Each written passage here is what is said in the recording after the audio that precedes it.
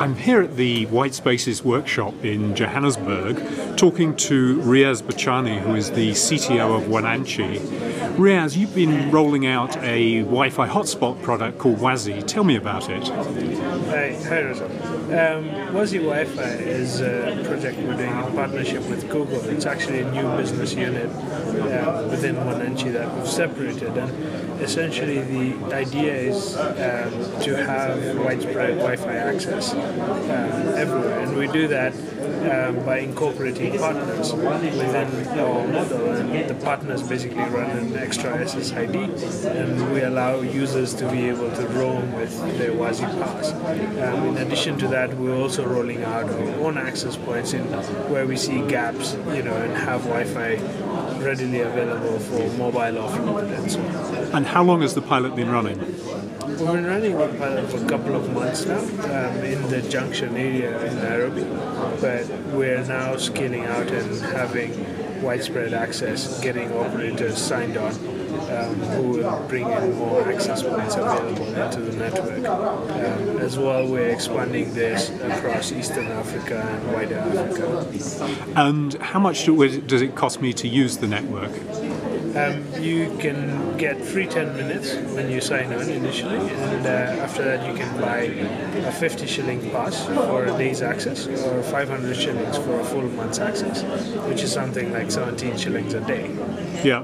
So essentially, once the hotspots are rolled out in some number, I can use that in any of the hotspots across the city. Exactly. Yeah. City, country, region. Yeah.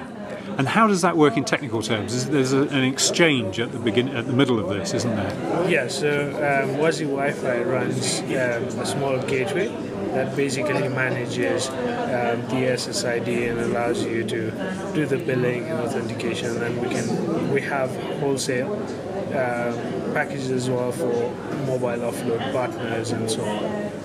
Okay. And so how quickly will the rollout happen, do you think, from Kenya to other countries?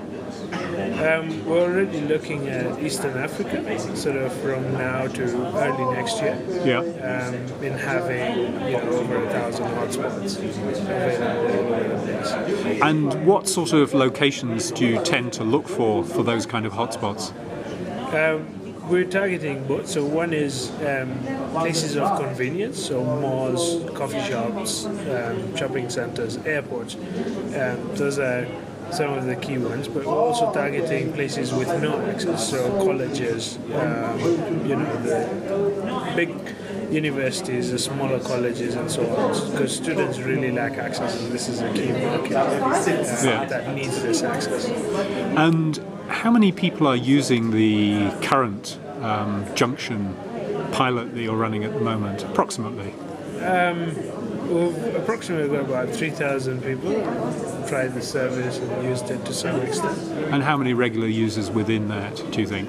About 500 to 1,000 regular users. Right, and that's for a single hotspot? That's for one area, yeah. So the Junction area, why we picked it is because it's pretty ideal. There's a shopping mall which has grown to 2 or 3 times its original size in the last 3 months. There's a college next to it which is also very popular in Wi-Fi usage, and there's a few schools and apartment buildings around that make it a pretty good area to sort of pilot and see what sort of demographics are using it and so on. Riyaz, thanks for talking to me today. Thanks.